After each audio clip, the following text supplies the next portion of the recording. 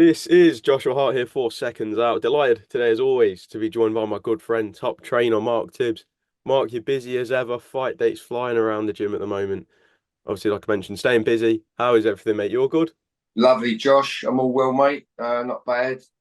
Just had a phone call from Johnny Fisher and just had his last scan on his bicep and all good to go. So yeah, so it was all good to go anyway. But he's had a specialist look at him and he's happy in his head as well. Yeah, good. So green light has been given. All guns blazing now as you head to Yeah, December 21st with Johnny Fisher. We know that you had the press conference, I think last week now, was it? Just how was yeah. that experience? I saw you down there, yourself all suited and booted. What was it like at the press conference? It was lovely, Josh. It was nice. It was lovely to see that part of London again. I've been up there for a while. It was really lovely, and the history and where we was. It's called the Guildhall. It was lovely, lovely, lovely, lovely, lovely surroundings. Good to catch up with boxing people. Lovely people like yourselves from the media, and it was nice to watch Johnny and Dave do their thing. Tyson Fury and Oleksandr Usyk do their thing, and all the great card that's on it do their thing. It was lovely to sit back and watch and get in the mood for 21st December in Saudi. Yeah, lovely. Just on Johnny Fisher versus Dave Allen very quickly. Obviously, we spoke about this fight in the past, but as the fight gets closer, I've been talking with Dave Allen's trainer Jamie Moore as well, and they are saying Dave Allen is bang up for it. We already knew that anyway, but it is that last roll of the dice. And do you feel we're going to see the hungriest Dave Allen that we've ever seen, especially with what's on the table for him? Well, listen, I expect it. I expect it because of what is on the table. He's only got to look good against Johnny and do the business against Johnny. Then he goes again. Uh, he's a hungry man. He's got his own family, and you know, and things like this that's been presented to him don't come up. You know, don't come up at all. So he's mature enough and smart enough to know he'll have to make hay while the sun shines, so to speak. He's got to make the best of it, and I'm sure he will. But that'll bring the best out in us and Johnny anyway. We always prepare for the best. You know what I mean? The best, whatever's in front of us. I've seen a lot of content come around from the press conference, and one clip that I saw on IFL was Johnny with Gareth A. Davies, and Gareth says if he doesn't stop Dave Allen inside 3 rounds, he won't speak to Johnny ever again, or something along those lines. When you see things like that and people putting this extra pressure on Johnny, as his trainer, like how do you react to seeing things like that fly around on social media? Well, I don't take too much notice of it at all because you know my job is to keep my fighter safe but win in emphatic fashion. That's what I tend to do. It's what we intend to do. I think it's very, very disrespectful to Dave Allen as a human being. So he should give himself a slap on the arse for that. And then just looking obviously when we saw the press conference, a lot of talk of see Johnny Fisher and Moses Talma, two of the young up and coming heavyweight talents that seem to be the ones that are pipped to take that flag when the likes of AJ Dubois, Fury are all gone. They seem to be the next stars coming out of this country. And you had people hosting the press conference and mentioning the fight between Johnny and Moses. Obviously, we know full focus for not just you guys, but also Moses is on December 21st. But down the line, we've seen Moses comment saying that he could end Johnny Fisher's career. Does that seem like a bit of a threat almost? Well, no, fighters have that mentality, Josh, and yeah, so fighters have that mentality, and if they didn't talk like that, you know, not everyone's got to talk like that. But listen, trust me, a real fighter thinks like that, and yeah, what a fight that's going to be when it comes off, and yeah, what a fight that's going to be. And you know, Moses has got his own journey ahead at the moment, and that's a great fight he's in. I think with the big Australian, what's his name? MZ McKean. Yeah, Dempsey McKean. I think he's in a good fight there. It's a great card. But no, listen, what a fight that will be when and if it comes around, for sure. Yeah, listen, fighters, that's the mentality. That's what you want to hear from a fighter. And if they don't talk like that, they certainly think like that. If they're real fighters, yeah. What do you make of most of the Talma's journey so far? Is he only 19 years old, which is scary to think that he's only a year older than me. But we're seeing him step up in a fight against someone like Dempsey McKean, who is looked at as a step up from Marius Vaca, which was also a massive step up. At 19 years old and being moved at the pace he is, it is something quite remarkable, isn't it? Well, Moses, when he first come onto the professional scene, he had his own picture of beating Mike Tyson's record of becoming a world heavyweight champion. He wanted to beat Mike Tyson's record. So Frank's got his work cut out, but Frank, his promoter, got his work cut out with Moses. But Frank will know how to handle Moses and sort of give him what he wants, so to speak, but he'll know how to build him and bring him along. I mean, Frank reminded me many years ago, we're in the people business, and when he said that, it always stuck in my head. So listen, Frank will bring Moses along nice, just like Johnny Fisher's going to come along nice, and when they come head to head, it will all make sense for sure. And then just looking away from this and looking at another fighter in the stable, we saw the return, I think, in the middle of October now, for Tommy Fletcher at York Hall. While not the night for him, a first professional defeat, a few weeks on now and reflecting on that fight, what have you been able to take away from it as his trainer? Yeah, well, it knocked me for six to tell the truth because kind of my job is my life, and I put everything into it, and the people I develop and train, and it was one of them things. It was hard for me to understand how he didn't switch up and use his weapons, lethal weapons, and but it drained me, as I say. It made me flat for a few days, but it should and could. It should be the making of him. If I've had some good response from him, and some good response from him over the phone. So we'll see. He's got He's got the platform. He's got the promoter, the management. Feel that we're doing a good job with him. Tibbs Boxing at the Origin, and so it's up to Tommy. It's up to Tommy how he comes back from it. He's got everything. He's got, like I say, he's got everything, in front of him. So how he comes back is all up to him. And I believe it. I really believe in Tommy. As I said before, I said straight after as well. I still believe in Tommy. And but it did knock me for six that he allowed that guy to come in and win by points, because he should never have done. He should have been the dominant fighter and got hold of him and put him away with that power he's got. Yeah. You mentioned the good responses that you've had from Tommy, and he was very quick to be in front of a camera again with the Queensbury social media team and just say to everyone that he will be back. And one thing that I've noticed is that when a prospect in his position maybe has a slip up and an off night and loses like that, you have to wait a few days to see them come out and say something. And I really rated the way that Tommy came out straight away and just addressed it as it is, didn't shy away from putting a statement out there to his fans and people watching.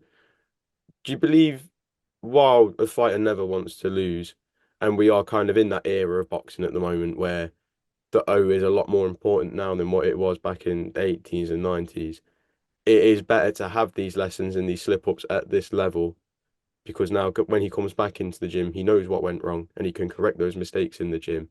And we could see, I guess you could say, Tommy Fletcher 2.0 when he comes out in the return. Yeah, what it is, Josh, is character. It's character. What is inside of them is character. And I know Tommy better than that performance because of the camp we had and the previous camps we've had, sparring we've had over the years that we've been together up and down the country, you know. he's been under it, he's been under pressure, and he's pulled it out of the bag. You know what I mean? And he's worked on his ring craft in the process, so he don't lose rounds. But you know, it was one of them nights. I feel that you know, can't put my finger on it. To tell the truth, you know, just can't put my finger on that.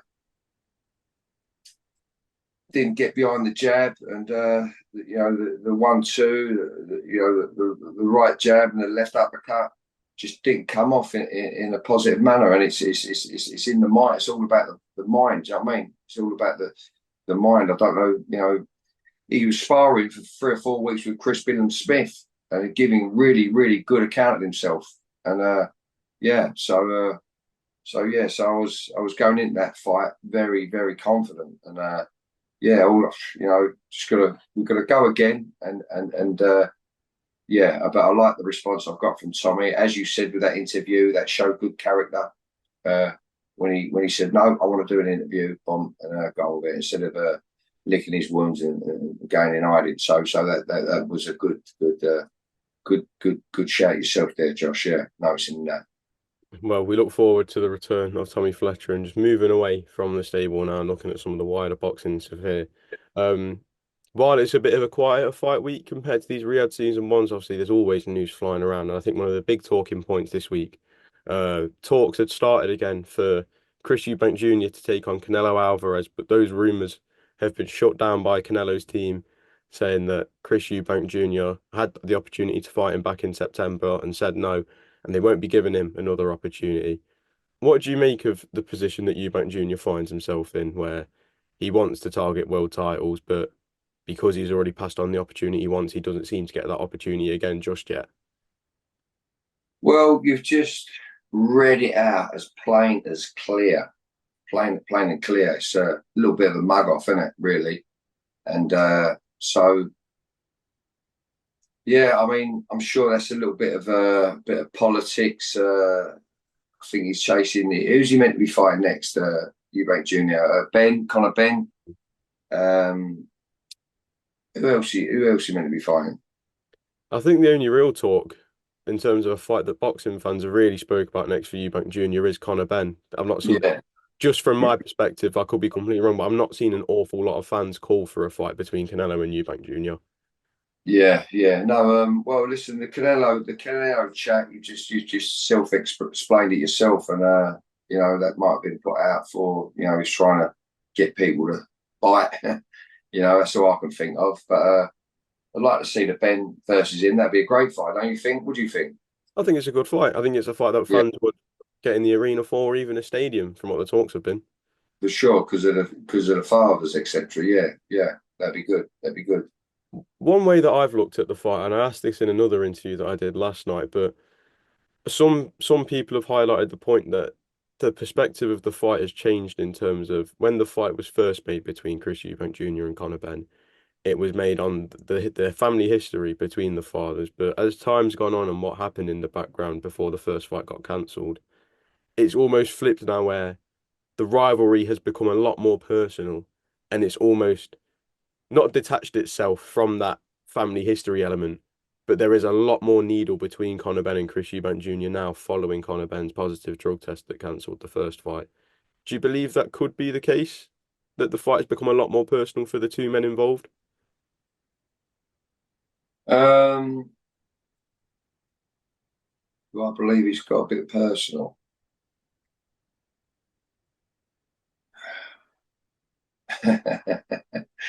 Josh, it's an interesting fight. Listen, it's a good fight. It's an interesting fight. At first, when this fight was made, I done an interview with you guys, and I couldn't. I was happy. I was happy it was going to come off. I couldn't understand because of the weight difference. You know, because both trainers would want their advantage.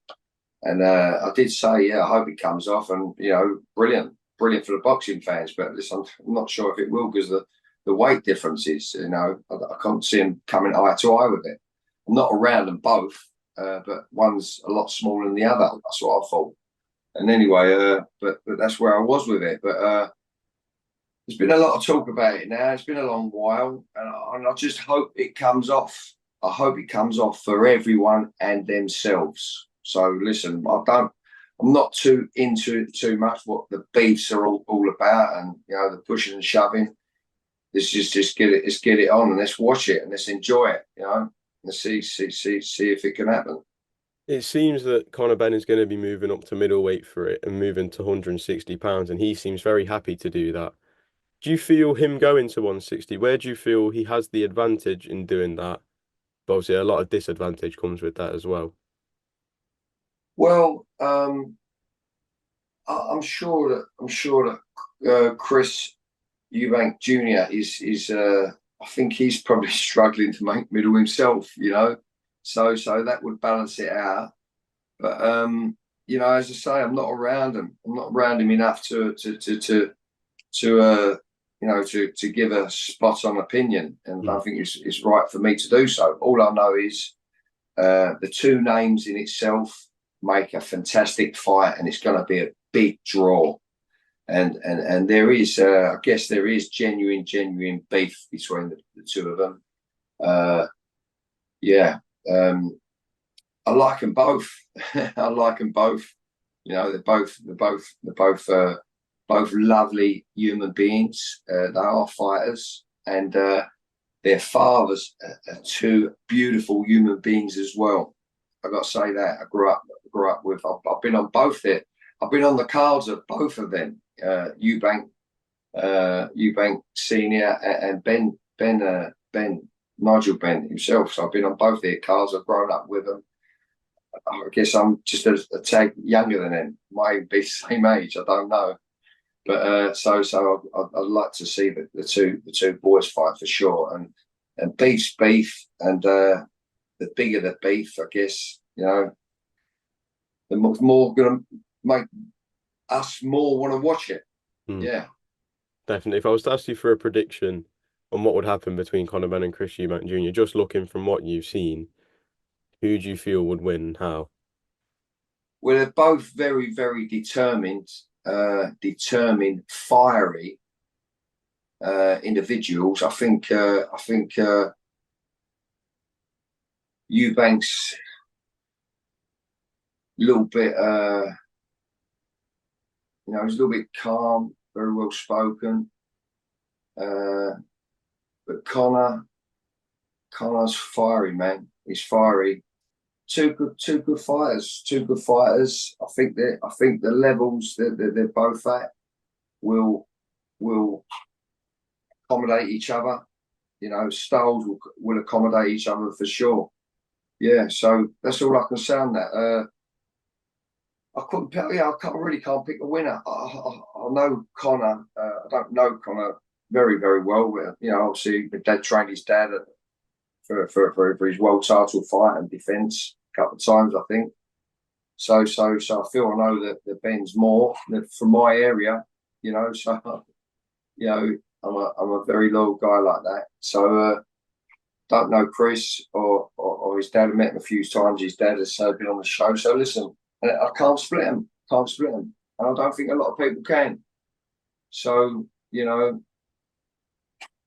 a good fight. Be a good fight. I'm bloody sitting on the fence here. You're really giving it to me, Josh. I listen, that's one of the predictions, but if you can't decide, that's fine. Another big topic in the boxing world recently, following the aftermath of Anthony Joshua versus Daniel Dubois. Originally, the original idea was they'll have a rematch in February, but Eddie Hearn's come out and said that there's a few injuries on Joshua's behalf, which rules him out of the February date now. So it leaves Daniel Dubois without an opponent. When you look at the heavyweight scene and the guys at that top level, who do you feel makes sense to get a fight with Daniel Dubois and have a shot at his IBF title? That disappoints me, what you just said about that's not coming off. I think Josie Parker would be a good fight for Daniel and boxing fans. Joe Parker. Who do you think, Josh? Who do you think? From what I think, I've been putting this on my Twitter and said it on the Seconds Out Live. I do think Parker is the man that deserves the opportunity, but the IBF have given a list of names that are eligible, and there are some big names on there that could create good fights. One fight that's been spoke about more than anyone else on the list is Fabio Wardley. Fabio Wardley's eligible for the world Saw title. that. Yeah, saw that yesterday. Listen, I think Fabio is a point in his life where if he was to get that opportunity, it's now or never for Really? Fabio. You think it's Yeah. now or never for Fabio Wardley? Well, if he was to get that payday, it's going to be a good payday for him. True. Good payday for him. And he's in the IBF have made him eligible. Yeah. Yeah, he is eligible for the title. Okay. And any response from his team, Wardley? I don't think any offers have been sent out anywhere yet, but obviously the IBF have their rules of who's eligible and who's not. Yeah. Um, and in that list, there were names like Derek Chisora, Fabio Wardley, Ajit Kabayel, Martin Bakole. There's a lot more other names as well. I can't remember all of them off the top of my head. Well, Martin Bakole and Wardley and Parker. I'd rather see Parker or Wardley. I think Parker probably deserves it more out of all of them. It's a good assessment. And then just lastly, obviously, we mentioned Usyk versus Fury too, and you being there last week. A lot of fans before the press conference were thinking, are we going to see that aggressive Tyson Fury? But we saw a very calm approach from both men. I think the 12 rounds that they shared with each other has given them that respect, and it was a much calmer and nowhere near as much aggression from Tyson Fury. What did you make of the press conference and how at ease both fighters were? Yeah, well, listen, they're professionals. They're really accomplished professionals at the top of their game. So they're going to save it for the fight. I feel that Tyson has to be the dominator with that tricky superior boxer, Oleksandr Usyk. Has to be the dominator. He has to act like the bigger guy because he is the bigger guy. And yeah, but what a fight! What a fight! I can't believe that they're on the Johnny Fisher card.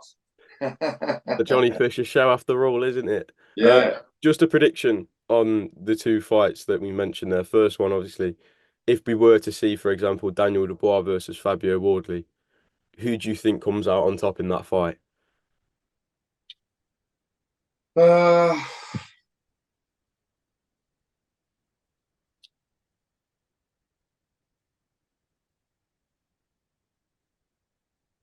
Dubois.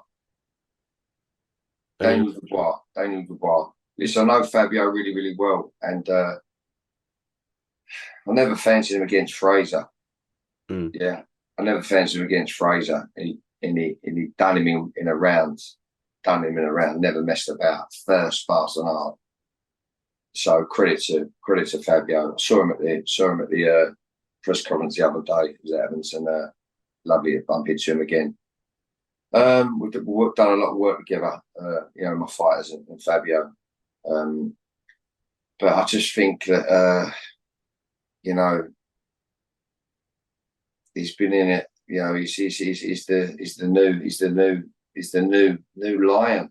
He's the new lion, Daniel Dubois. And if he can do what he did again, mentality wise, he will only do it better. And yeah, he's a fast arm puncher, a very determined man, and he's the best performance I've ever seen from him in his last fight. Yeah.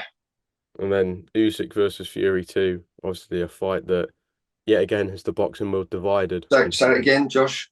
Usyk versus Fury too. Who do you Yeah, think well, wins and how? I can only hope and pray that Tyson does it. Tough fight, but I will go with our own man, obviously, and because he's a bigger guy as well. But I said it last time. He was there. But Usyk's such an accomplished fighter that always finds a way to win. So you can't take that away from him. So can't split them. But I'm hoping and praying for a Fury win. Well, Mark, loyal to the soil, back in your own men. Thank you very much for your time as always, and hopefully we can catch up again soon. Cheers. Cheers, Josh. Thanks, mate. Good luck.